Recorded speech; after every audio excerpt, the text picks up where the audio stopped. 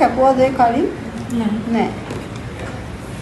මේකෙන් කපන්නත් පුළුවන් ඕන නම් නැත්තම් මේකෙන් කැපෙ. දැන් පයිපින් එකක් කපන්නේ ගොඩක්ම ත්‍රිකෝණ අතට. ඒ කියන්නේ ඇන්ගල් එකකට. රෙයාඩ් නේද කියන්නේ? මෙහෙම නම්පුවාම මේ අතර තමයි කැපෙන්නේ. මේ අතර ඇදෙන්නේ. බයස් අතර කියලා කියනවා. මේකට කර්ණාකාර පටි කියනවා. පයිපින් කියනවා. බයස් පටි කියනවා. එතකොට ඔයාලට නම් මෙහෙම කැපුවා හැකි. නැත්තම් මට මේකේ බයස් අත මෙහෙම බලලා ඒ අතර කපන්නත් පුළුවන්. හරිද? දැන් රෙදි නැත්තම් අපිට ඒ වගේ කැල් ජොයින් කරලා අරගන්න පුළුවන්.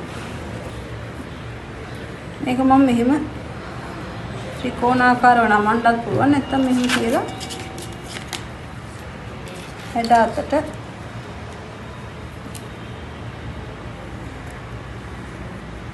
ඉරි ගහ ගන්න පුළුවන්. සාමාන්‍යයෙන් එකමාරක් විතර පළලට ගත්තර කමන්නේ නැහැ. ඒක ඝනකම හින්දා දෙකක් ගත්තත් කමන්නේ. හැබැයි ඒතර පයිපින් එකේ පළල වැඩි වෙනවා.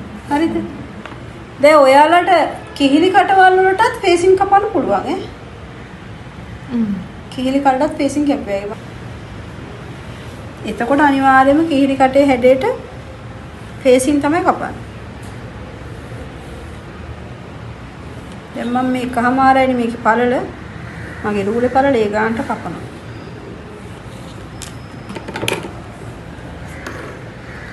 ඇදලා බලන්න රෙද්ද මෙන්න මේ අතර ඇදෙනවා කියලා තේරෙනවා ඕගොල්ලන්ට.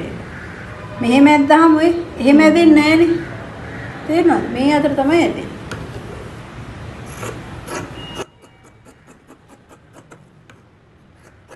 මේ අපතන් ගිහිල්ලා අර රෙද්ද හොයාගෙන එන්න.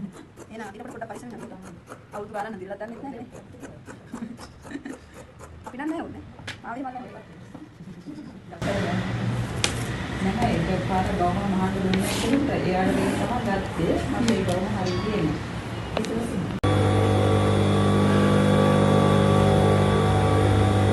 මේ පැත්ත කන පිට මේ පැත්ත මුණ පිට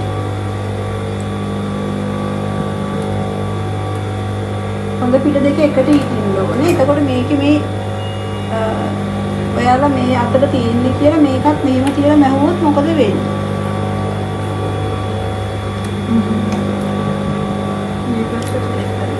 මේක පෙරලෙනවා.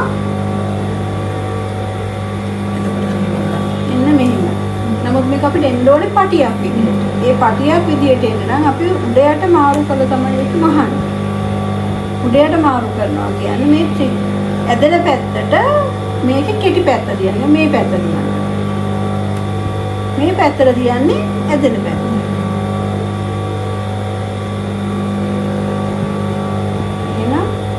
මෙහෙම තියෙන්න ඕනේ.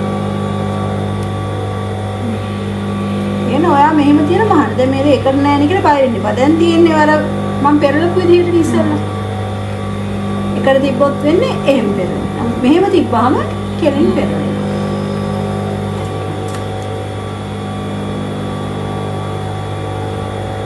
ගොඩක් අහු වෙන්න ගන්න එපා. අඟල් කාලක් විතර අහු වෙන්නේ. හරි පොඩියක් අහුම කපලා දාන්න.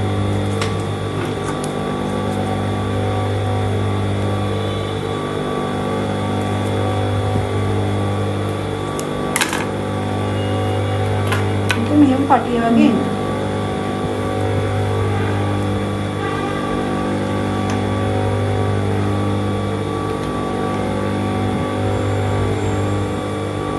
දැන් මේ විදිහට ආවේ නැත්තම් ඔයාලා තියෙන හැම එකම එන්න පුළුවන් මෙහෙම.